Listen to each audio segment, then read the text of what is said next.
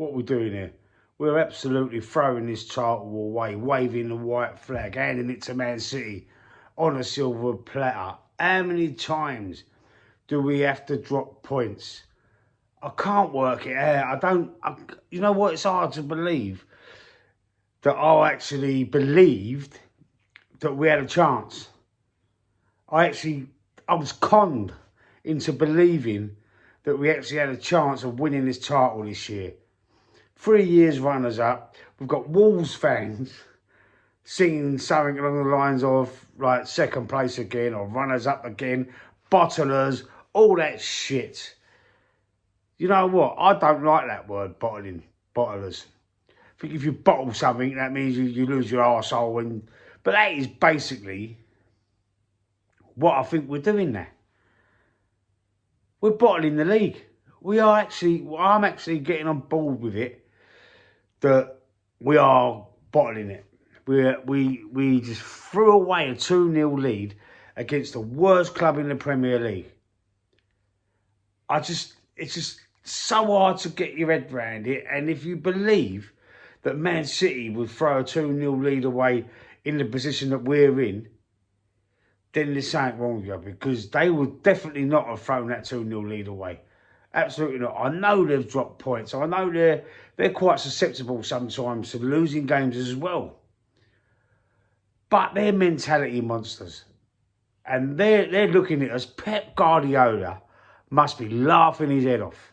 He's got to be laughing his head off, because he's thinking, they're just giving it to us. They are just letting us in every time. Now, they've got to play Newcastle on Saturday evening. I think it's a late kickoff. I think it's an 8 p.m. kickoff on Saturday.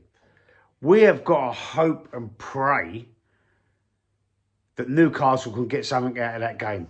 And it's at the Etihad. So it is quite unlikely, in my opinion. I know Newcastle started to play a bit better at the minute. They won their game in the FA Cup tonight. He scored a blinding goal. Was it Villa or Palace? Anyway, I think it was Villa, actually. And they looked really good, to be fair. They did. It's our only chance. It's our only chance, and we've got to hope and pray that they drop points, Man City. And Newcastle can hopefully beat them, but I can't see that happening. But I can actually see maybe getting a draw there. So it gives us a chance again to extend the lead. Again, we go back to where we was, and then we've got to beat Spurs. We've got to beat Spurs at the Tottenham Hotspur Stadium, or White Hart Lane. I don't know what they call it now. I think it's called the Tottenham Hotspur Stadium. They don't call it White Hart Lane anymore. It's going to be a tough game. Another away game. You know, we played away at Brentford. We played away at Wolves, and now we're playing away again at Spurs. Tough. We're on the road. We seem to be stalling. We seem to be, I don't know what the word is. It's just, we're no good on the road. We're no good on the road the last few games. And I'm very concerned about this Spurs game as well. I am. I don't know what's happened to some of these players. They've lost their spark.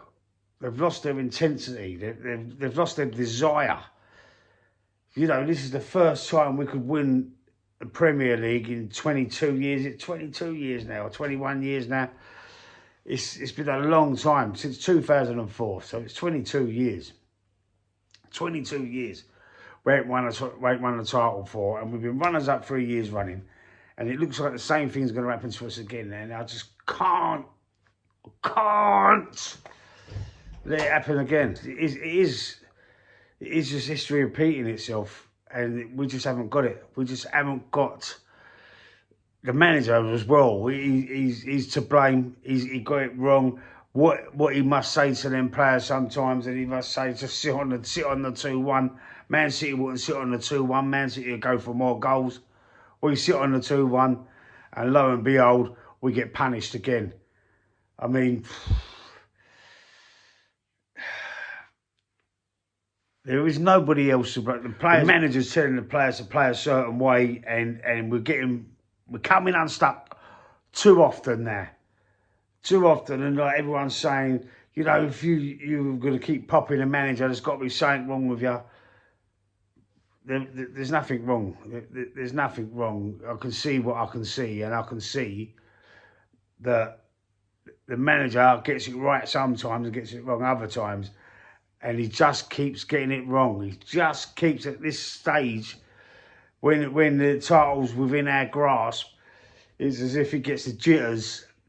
And I know Declan Rice said it as well himself. He said, listen, if you can't win, don't lose. But we was winning 2-0. So if you can't win, don't lose. If you're winning 2-0, you know, don't fucking draw. Don't just throw it away. What happened? What happened at the back? The best defence in the league, apparently. They're saying the best defence in Europe. Well, why do we keep conceding these late goals and keep throwing away leads? 2-0 up we was. Anyway, let's move on from that because it's just driving me insane. The fact that I keep thinking about it and it's just, it feels like there's something inside and you just want to scream and shout, but you've got to try and hold yourself together and think it's only football. It's only football. Don't let it control your life. Anyway, listen, this is how I would set up against Spurs. We play Spurs Sunday 4:30. If this game against Wolves yesterday was a must-win game, we didn't win it. This game against Spurs is all or nothing. You know, if we don't win this game against Spurs, I'll concede the title right then and there. I'll concede it. I'll say we're not winning that. We probably won't win the League Cup final because we're shit at the minute. We probably won't win the Champions League because we're not the best team or we ain't got the best defence in Europe. That's a fallacy. It's been found out. We've been definitely undone. You know, that's been disputed now. And the FA Cup, well, you know, same as the League Cup competitions, you know, sometimes you play well, sometimes you don't. Sometimes cup competitions, it's just pot luck sometimes, isn't it? But I think we're going to come out of the season. Watching that performance makes me think we're going to come out of the season with nothing again, empty-handed. And I tell you what, I did moan on the other channel, my new channel, the Shorts channel, the short form content. I moaned about Calafiori getting the own goal. But what I should have done, really, is put the blame where it was deserved, and that's on David Raya. David Raya flapped at it, come out, run to try and clear it, punch it, or whatever. He flapped at it, and it just all went Pete Tong in the box, and bang. The equaliser come. So for me, for that, David Raya gets dropped. I'm bringing Kepa. Kepa's going into the goal in goal for me against Spurs. David Raya needs a kick up the arse, man.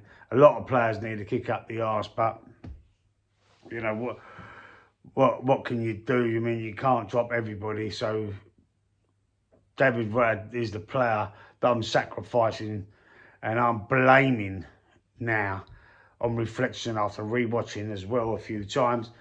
David Raya is the player I'm blaming for that capitulations, that horror show against Wolves. So Kepa goes in goal for me. Right back is going to be, I'm going to go back to Julian Timber. Another player had a poor game.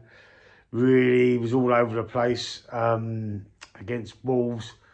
But, you know, I think he's got it in him to bounce back. So he keeps his place right back. For me, then Saliba as well. I mean, do we put Mascara in there?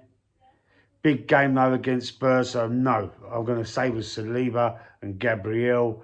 Left back, there's a position there. So there's a possibility you can put Miles Lewis-Skelly in there. But Nsappi did score our second goal. And I think he was one of the players that actually done all right against Wolves. So Nsappi keeps his place at left back. In the midfield, I'm going to go with Norgard But I'm dropping out Zubimendi. I'm going to give him a rest. I'm going to go with Norgard to keep Rice in there. I'm not having Saka in the 10. I mean, I know he scored. He's been 5 minutes in the Wolves game playing in that 10 from a beautiful Declan Rice crossover into the box. But I'm not going to put him in the 10. In the 10, I'm not sure if I'd even want to put Eze in there now. To be honest, I mean, do we bring Odegaard back? It's a dilemma, isn't it? And when you're thinking about the Wolves game, there is a argument to bring him back in, but I don't want him near the team anymore. I've seen enough of Odegaard, so no. I think the only other choice we've got at the moment is putting Eze in there. Saka goes back over on the right hand side.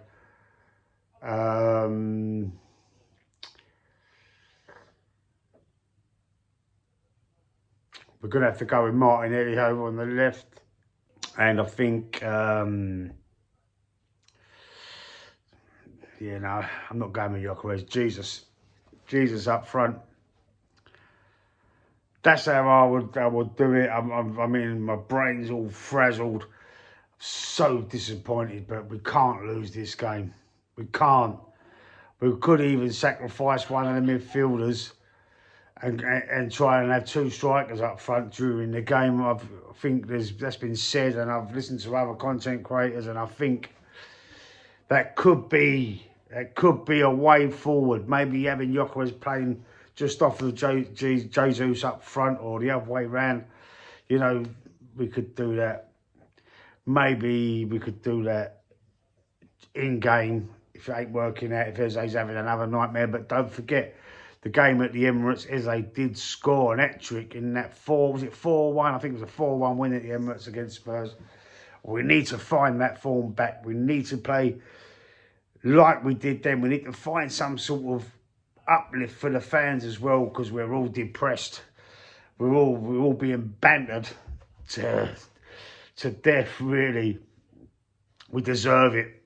We deserve it because the team at the minute have really, and the manager, we know the manager's not good enough. We know that. We know he ain't going to get us over the line deep down. But the team are really letting us down. They're letting us down, and it's depressing. But anyway, let's hopefully the match reaction is going to be a lot more uplifting. Anyway, stick a like on the video. Put your comments down there. Put your teams down in the comment section. And I'll see you soon.